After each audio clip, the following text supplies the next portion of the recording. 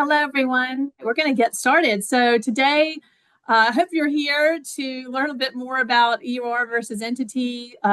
If you're in a global seat or global company and you have responsibilities for anything on a global scale, or if your company is in one country and those conversations are starting about how do we expand? Where do we get talent? Where are these people going to come from? You're in the right place. Today, the topic is EOR versus entity, and these are decisions that can make or break your global expansion. Today, I have with us Matt Taylor. Matt, and I'm going to give Matt a great introduction. Matt, I'm going to brag about you for just a minute here. Matt, and you'll see him on your screen, he's a global HR executive with over 20 years of experience building and leading HR functions across the life science industry. Right now, Matt is the VP of HR at Endpoint Clinical. Endpoint Clinical is a PE-backed clinical trial technology company. They have operations in the US, Europe, all across Europe, and Asia Pacific region as well. A little bit more about Matt's background, because I want everybody to understand the variety of experiences he's had, and this is why he's here to help us today and talk through some of those experiences. So I think some of you can relate to those and hopefully gain some knowledge today. Matt has a great M&A background, so lots of activity in that area. He's done organizational restructuring, which of course comes along with that M&A activity. Large-scale workforce transitions. Anytime you've got that kind of activity, you also have to have that transition for these companies and for the employees. At Endpoint, he directed the people side of the acquisition and integration. So onboarding, benefits harmonization, immigration coordination, compensation alignment, big projects that really matter to businesses and their success. He's also been running global workforce reductions across regions when those needed to take place when you have this M&A activity. All of this has been on a global scale, so he really gets it. He understands when you have these kinds of expansions, what needs to take place. His particular depth in HIRS optimization is really interesting. We'll dive into that a bit during the conversation. He's used a lot of different tools, and Matt has a lot of experience with AI. He has definitely put some energy into how companies and HR teams can utilize AI and leverage it within the organizations. He has a really interesting approach to HR centers as well. People, process, product, and profitability, all with an HR connection and building a consistent focus. So, Matt, welcome. We're excited to have you here. Thank you. I'm happy to be here as well, and hopefully can pass along a little knowledge and answer questions. Sounds great. Absolutely. Hey, I know I asked everybody to put some chats in there about where you are in the world. We're going to throw up a poll really quick before we get to the questions for Matt. I would love to get a read on the experiences that this audience has had and everybody who's participating in this webinar. Kind of help steer some of the webinar conversation because I want to make sure it's meaningful for you. So you'll see a poll come up here in just a moment. Here it is. What's most likely to push your company to rethink its entity versus EOR approach right now? If you have expanded in countries with an entity, you know that can be daunting, right? And an employer of record can give you the ability to quickly move into a specific region or location and get talent fast. So wondering for everybody here, what you're thinking. We'll see the results as the poll is answered, and you click on one of the answers. Nikesh, it's frozen. Well, not frozen, but I can't vote, but because I'm a host. But if you when you start to see those answers come in, would love to see the results. All right, we should get those up soon. And Nikesh, you can let me know when you get those. Love to hear what the audience thinks. There we go. Okay, so some people haven't hit that point yet, which is fine. That's completely fine. And you're here to learn and be prepared when those conversations come up. So it looks like speed of entering a new market Isn't that always the way too? We'll dive in. That's going to be one of the topics we'll talk about, Matt. A specific hire we can't make under our current structure. Absolutely right. So somebody's come in and said, "Hey, we need to expand," or we have a client who has a need in another country. How do we address that? So thanks for those who participated and gave us some insight. I really appreciate it. All right, Matt, let's dive in. I can't wait to pick your brain. I've reserved some of these questions because I'm so curious myself. When you look back at some of these large expansions that you've had, Matt, what is the moment when you realized your existing structure wasn't going to work, or what you had in place already inside your organization wasn't going to be able to support that? If you could kind of walk me through that time, what was going on in your company, would love to hear the backstory on that. Yeah, when that happens, there's usually a varying set of circumstances. You might have that one hire, like in the poll.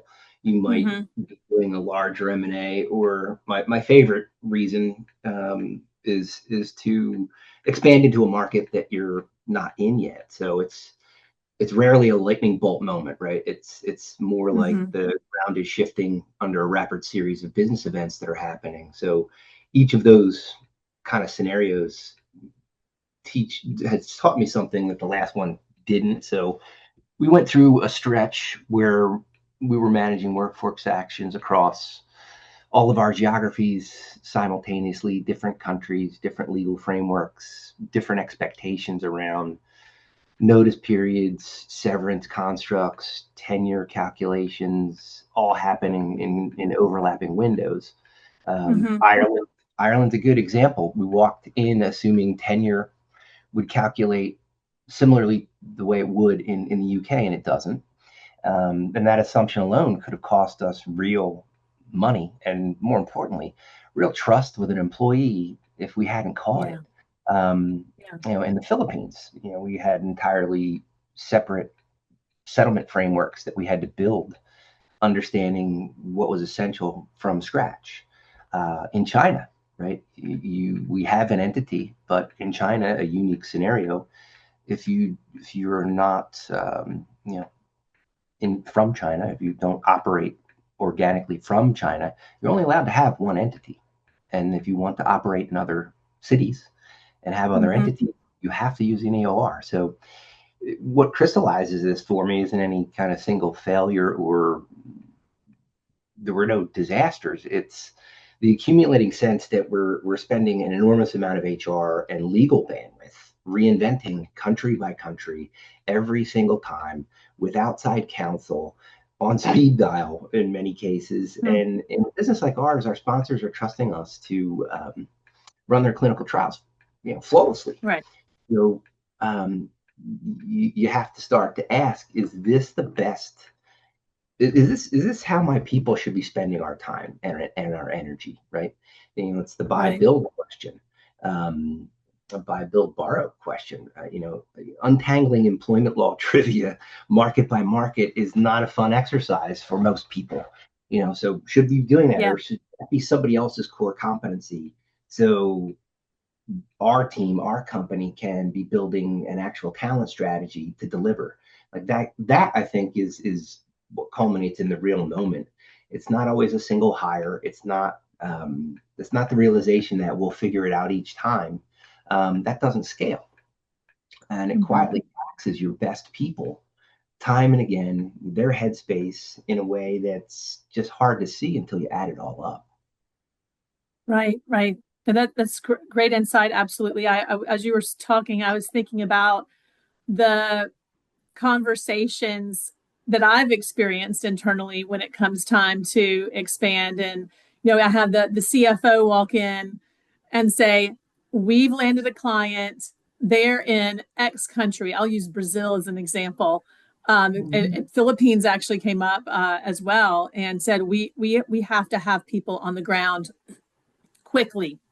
That was one of the other poll results, right? We have to have them there. We've committed. The ink is going to be dry. They're signing soon. This is an emergency, especially in the clinical research world. If it's a rescue study, there is, you have to move really quickly and find talent fast. and and Linx was that company for me at that time. They were actually already helping with the search component. You mentioned the talent, right? Finding the talent, already helping with the search component. I was saying I have to have people tomorrow.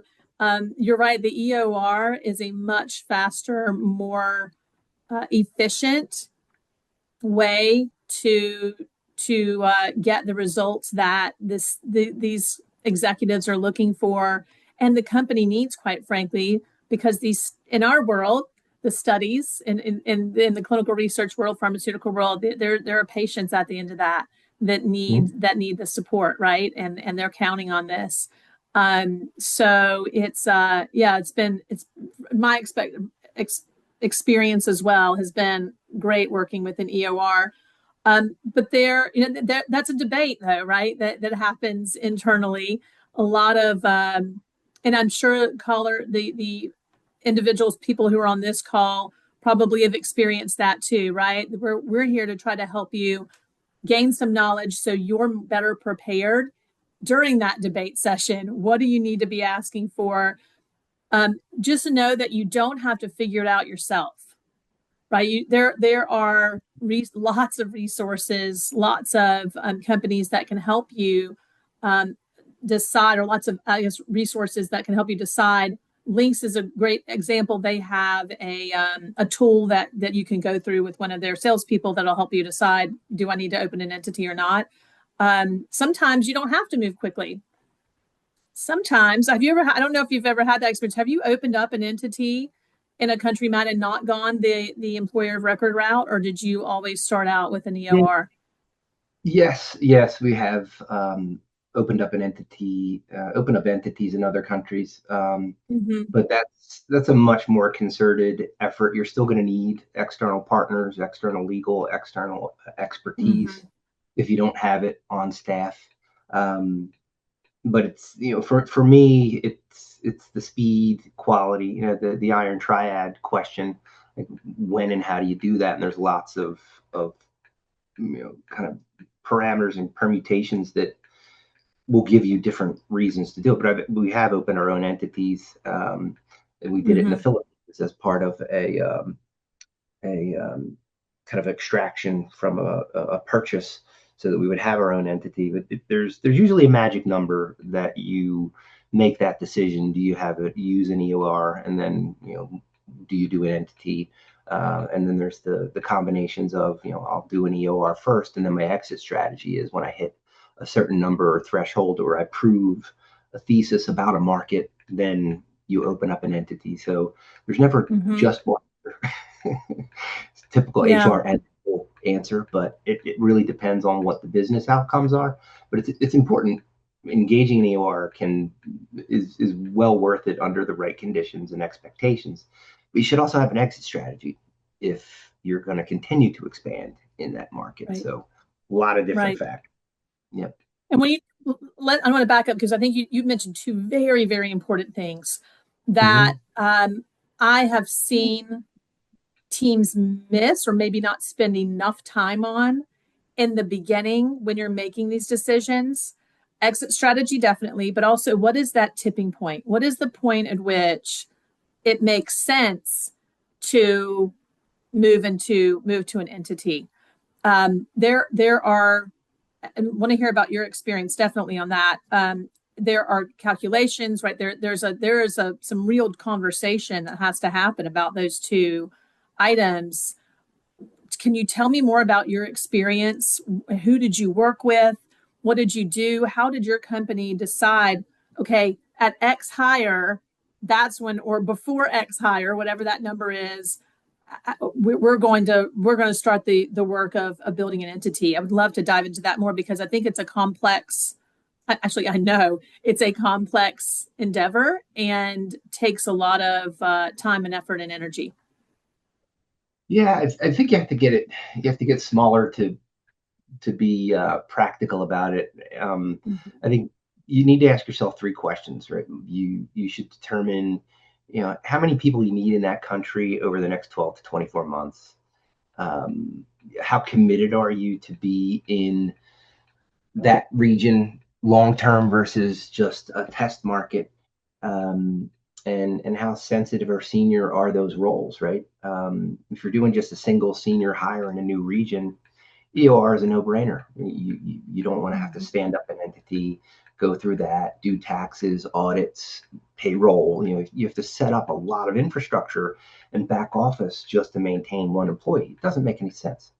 um, a plan build out of 20, 30, 40 engineers, technical talent, whatever it's going to be over the next year, could mean that you're going to establish an offshore delivery center, and starting an entity process now in parallel with having the EOR stand up those folks, if you can get them on board quick enough, makes sense, because you're at that kind of threshold point. For me, 20 or so employees in a region is where you really have to think about the costs of, do you build it or do you buy it and have the EOR run it? And that 20 seems to be, depending on country, the magic numbers start to make those decisions.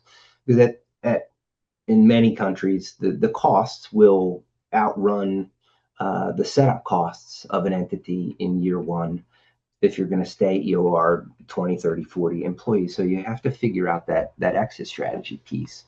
And it's never HR just making these decisions. Like, there's a lot of people in the room, and I encourage having more people in the room at the start of these discussions than you might normally, because whatever the jurisdiction might be, you should have general counsel there, you should have finance there, the business leaders that are involved, or whoever owns the P&L that typically has the urgency, and have that debate on control versus speed. Standing up a legal entity gives you total ownership of the employment relationship, and there's lots of benefits to that. But you have your own benefit stack, you have direct payroll, you own all of it.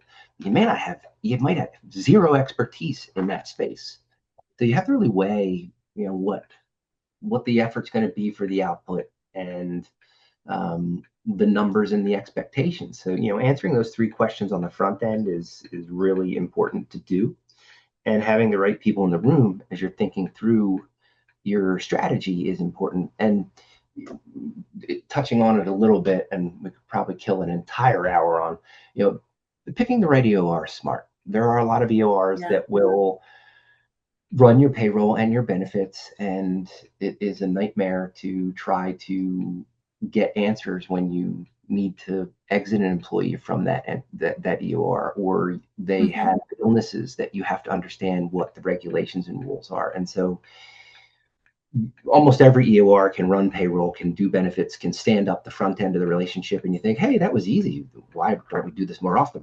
And then when you're really managing the relationship for the employee, co-managing it, and you have basic people scenarios come up, their support may not be that great. But even more importantly, other than the support piece for the employees that are in the EOR, a partner that's going to help you on the front end answer those three questions that we talked about, right? And they may have recruitment expertise to help you build that 20, 30, 40 person group right off the bat. And they're going to partner with you and say, hey, at some point, I'm going to have to kick you out of the nest. It's not going to make sense financially for you to continue to work with us. Happy to set you up. But at this point is where we would recommend the cost justification and the ownership. We'll help set up an entity for you. That end-to-end type relationship with an EOR is, to me, the most valuable. And many will do parts of it, but they won't do that end-to-end piece. Right? Cool. Yeah, right. As you're talking, so I did bring up in the last webinar, one of the topics I had, because I had this exact experience with Linx, was there was a serious situation on the ground in a country, and they had someone in that country to help our employee. And that was something I had not experienced with other employer of record companies. And I've worked with 5 of them. So I have a good bit of experience across the board. You are spot on. They can offer they can all do the payroll. They can all do the, day-to-day benefits administration. They can all do that. But to have somebody who can help you actually find the talent, get them onboarded, bring them on, pay them correctly, make sure they have benefits, make sure that everything's running smoothly. And then in times of real need, be there to help when you can't. On the ground matters. It really, really makes a difference. And you mentioned building trust earlier in this conversation, especially in a new country. You are trying to build your brand, trying to build a reputation, because you walk into a new country, they don't know you, right? They can see your website, they can see that Endpoint Clinical is a real company, you have employees, they can see your LinkedIn page, but in that new country, they don't know you. So having someone who can represent your organization, an EOR that can truly represent, because they're an arm of you, they're an extension of your HR team. You have to be able to work in lockstep, know that you can rely on them when it's needed. And you mentioned something really interesting. I think one of the conversations that surprised me when I spoke with Rosanya. So for those on this call, Rosanya Holt is the founder of Linx. She's very involved in the company. One of the conversations I had with her early on that I had not had with other EORs is the exit. And she said, you need to lock in now when you're going to step away. Like, hey, I love getting paid. I'm in business of making money. I love that. But you have to have a strategy, because going on and on and on for years and years doesn't make financial sense for your organization to continue to pay an employer of record when you are at 50 employees, 75 employees, and you're growing. And so you have to be thoughtful about that. Also, there's also that exit strategy you mentioned is also a process. Depending on the country, it could be a very involved process to move people. Sometimes you have to stage those moves. Sometimes there are maybe bargaining units you have to work with in certain countries. There may be unions. There's all kinds of in country regulations that the EOR will know about and can help walk you through that. But that transition, if you don't get it right, can be very costly and really a struggle. So yeah, I completely agree. I wanted to just share some of my insight. And I think the other thing you mentioned that's really a great nugget for everyone on this call too is, while they walk into the office, they walk into your office, Matt, and say, hey, we have to expand, or you're in your weekly executive meeting or biweekly executive meeting, and you get the word, we're expanding. They come to HR, but it is not just an HR issue, right? On the surface, it might look like that on the surface, but you have computer equipment, right? How are you going to get everybody equipment if you're not in that country? How are you going to set everybody up so that they can get everything they need? How are you going to handle onboarding? Where are the managers located? Do they understand how to manage someone in this new country? What are the cultural differences? There's so much involved, and so many people have to come into that meeting. I think that's a really good thing to mention for those who are just stepping in to this conversation. Bring in more people than you probably think you need. And then they can self-select out if they decide they're not. But it's much better to have everybody in that conversation and come in asking the right questions. So really, that's really good information to share. I want to talk about, we've talked about a lot about the employees and what happens there. Tell me about your experience with kind of the back office, the technical payroll, benefits, administration of it all. How anything that you can share that's important for our audience to know that could help them when they are really looking at those tactical pieces. Yeah, there's a lot of moving parts. Try to kind of address it in a pro and con sort of approach, right? So many of the reasons to engage in EOR, right? You won't have entity costs to set up, or all of the statutory tax filings and things that I kind of alluded to earlier. You won't have need for local legal representation or a board structure for that jurisdiction. The compliance risk goes down. Um, Conceivably, the time to hire is going to be a lot faster because you have local labor experts that will help you and know termination rules and hiring rules and how benefits are structured, and they'll already be in place. It's also easier to unwind if for some reason the market experiment doesn't work out. It's a good way to test markets. The things that I would say to watch out for, and these aren't detractors. These are just things you will want to know if you're going to go down the pathway, is like notice periods and termination periods bite people in each country because they vary.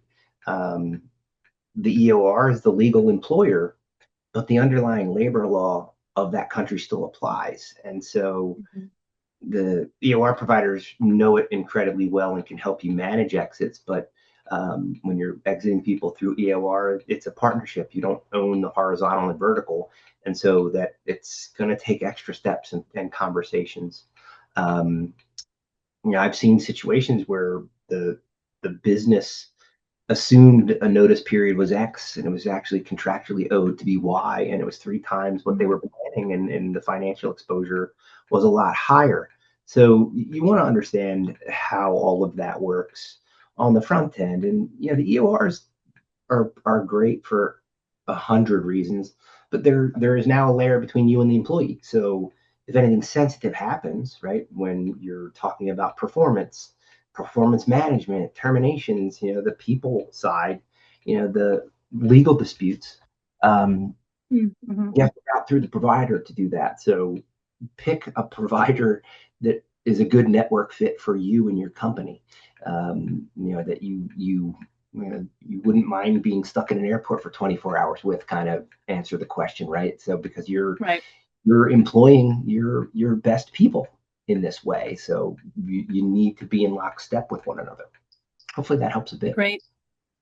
I think it does. I think it does.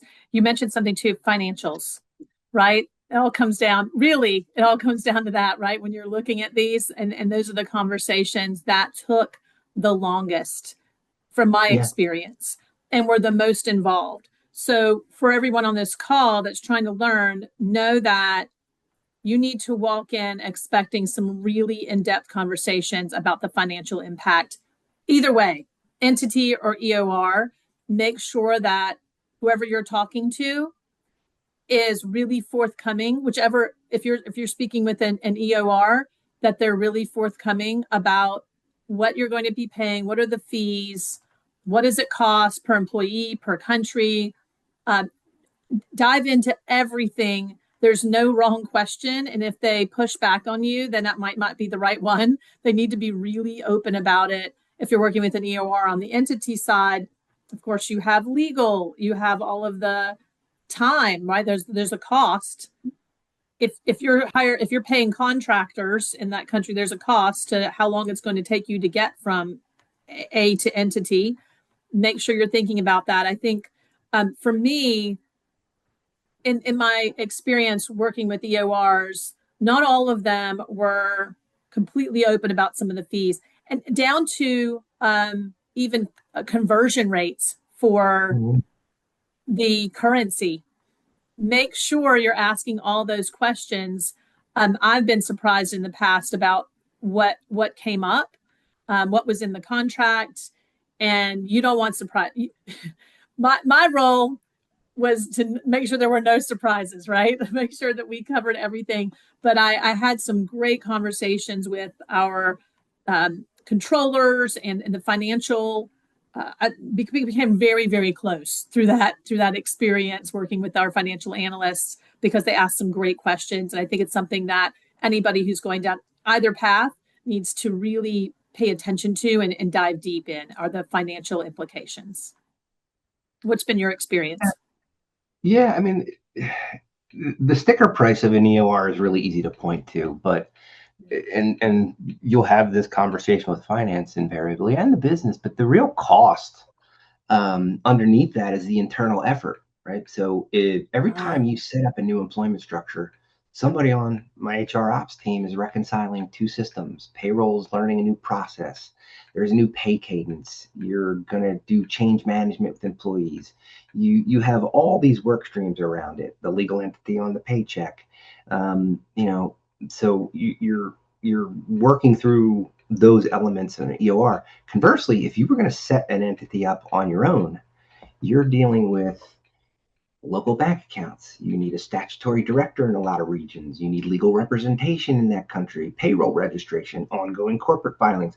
Like the cost, and that's why that number of employees, the employee density in the region, and knowing what your magic number is to transition if it's successful is really important, because on the front end, your cost is going to be better working through an EOR rather than setting up an enormous amount of infrastructure for 20 or less employees. That just happens to be the number that goes off in my mind. So, for us, what it brings is optionality and speed, and those are worth what much more than they just sound like, right?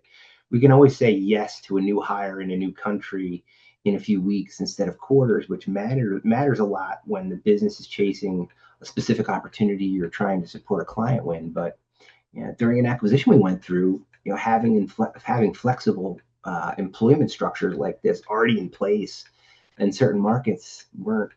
It meant we weren't saying, how do we legally employ these people? What's payroll look like over there? How do we solve these problems? And we could spend more time cultivating and building and nurturing the business and the employees when the EOR picked up that structure, already had it in place, and took the entire category of things that I listed off the table, so we can spend our energy where it matters. That's the true value. You can always look at the costs, and it's not enormous on either side. Below or above that magic number for me, 20, whatever it's going to be. Hopefully that helps a little bit more. That is some exceptionally valuable advice and insight. I love what you had to say about those underlying costs. And I think as anyone listening to this webinar, you're building out your case and you're trying to find that justification. I think what you said is really, really valuable to add to that list of questions or the commentary that you need to bring into those conversations as an HR representative at your company. I know we're at time. I want to get to any questions that might come up from the audience. But before I do that, Matt, thank you so much again for doing this and taking the time. Your insight is really, really valuable here. I know I've said that a couple of times, but it really is. And hearing this and knowing what I've been through and what's really important to HR, to the HR team members who might be listening, I think it's going to make a big impact for them.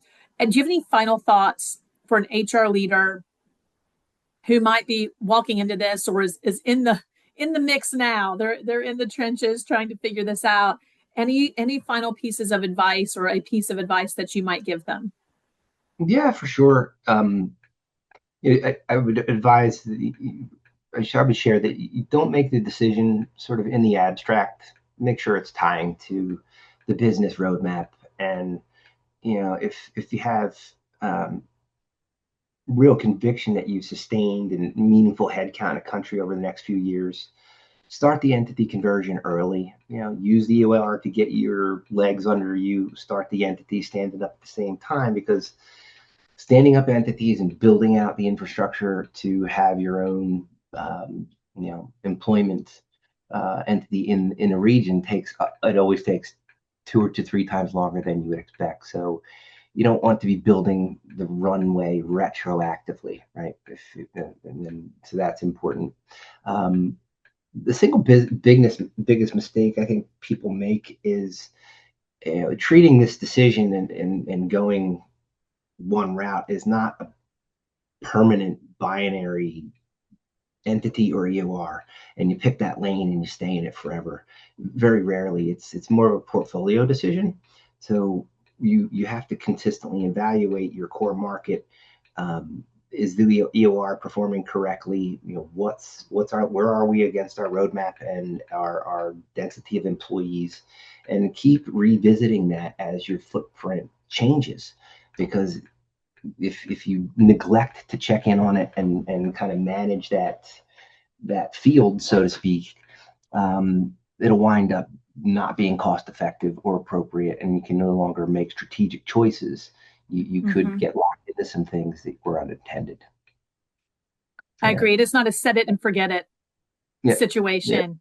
And ended up, I don't know about your teams, but on mine, we actually ended up assigning that became someone's part of someone's job because Smart. we had so many people in so many different countries. It became obvious we needed a point person, somebody who could answer questions quickly, had the data, because the data is there. But if you're not mining it, if you're not paying attention to it, it's just some dashboard somewhere.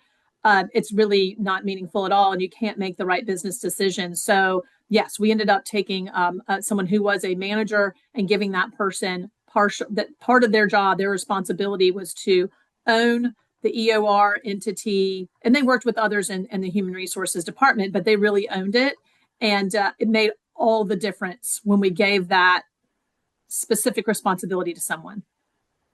Yeah, and the Yeah, employee experience needs to be the same, and they are your employees, right? They shouldn't yeah, be treated like contractors or staff aug. They are full-fledged badged employees. It's just you don't have an entity there, so payroll benefits and the local regional nuances have to be handled through a yeah, partner. But treat them as such, right? They get yeah. bonuses, they get praise, they get kudos, they get promotions. Don't put them out on an island. They are an Yeah. integral part of the organization. Let's get to some questions. Nikesh is bravely working behind the scenes to monitor that. If anybody has any questions, you can drop them in the Q&A or in the chat. I know some folks may have may not have may not see the Q&A, but we're happy to take any questions from myself or Matt or both of us before we Sure. wrap up today. Keep an eye on. I think I have access to the Q&A, so we may not, and that's okay too. You can also connect with us on LinkedIn. So Tiffany Thompson, I'm in the US, obviously, in North Carolina. And Matt, you're on LinkedIn as well. I know we're connected. Anywhere else that people should And connect with you? LinkedIn is the best. I'm on there. Try to put something out that might be interesting. Lately, it's a lot of AI related, HR AI Great. related thoughts. But please, feel free to connect with me, ask me questions. Be happy to engage for sure. Thank you so much. We have one question come in. Now I'm going to get this one to you. If we had to pick, so this is a Mahana. Thank you very much for your question. If we had to pick, what's the one question we should ask ourselves before we decide? Oh, this is a good. Before we decide between EOR and entity. She said before we decide, but I'm guessing she means between EOR and entity. Is there one really important question you should ask, or you should ask your that those departments or colleagues you're involved with and you're engaged with? Yeah, it all stems from how does it tie into your business roadmap, right? So you heard me talk a little bit about how do you plan to be in that country for the next 12 to 24 months? That's kind of the next layer down. I think it's how does engaging in EOR or building entity tie to our roadmap? And then everything flows from there. How long are you going to be there? How many employees you're going to have? What's the profitability of the projects that you have in this region? Is it strategic to your industry and your business, long term? Everything sort of hangs off of what uh, what your business roadmap looks like, and then HR and finance and legal sort of get involved a few more layers down when the business starts to answer those questions. And I look at myself as sort of the coach or the referee in those conversations. I'm not making those business decisions. I'm providing Mm-hmm. options and asking the questions during those conversations to see where finance, the business leaders, the P&L owner, the executives are on those points, and then you try to herd those cats to the decision, right? Right. Right. Great point. You're right. You're exactly right. Getting everybody in the room. That's a wonderful. Oh, sorry, my Labrador just came into the picture. That's a wonderful example, and thanks for sharing. Great question, Mon. I think some really good advice that you've given us on that one. I really appreciate that. Any other questions before we wrap up the webinar today? And again, we'll replay this. Everyone who attended will get the replay. And if you want to share it, it will be on the Linx app. And I think, Nikesh, we can drop the link to the linx.com website. It's going to take us about 24 hours or so to get this full webinar up and on the website. It won't be available immediately, but we will have it very soon, and we'll definitely push that out on the Linx LinkedIn homepage. So we'll make sure that everybody has access to it. I don't see any other questions right now. But yeah, Matt, again, thank you so much. It's been a great conversation. I learned some things too, and I think you've given the audience a lot to think about and a lot to help them be prepared. Right. Yeah, that was one of my goals here, right? Help them be a little bit more prepared when they walk into these meetings and the person the CEO walked up to and said, "Hey, I think we should expand in the Philippines. What do you think? Can you do the research? You need to have some questions ready so that you are that sounding board in the room and you're the one who can facilitate the right conversations and facilitate those meetings appropriately so that your company is successful." So thanks for all of your attention on this, and love talking with you, Matt. I really appreciate it. Likewise. Thank you, Tiffany. Thank you, Nitesh. And folks, if you have questions, I'd love to hear from you. So thank you for your time this afternoon, this evening. Yeah, sounds good. All right, we'll wrap it up today. Thanks, everyone. Take care.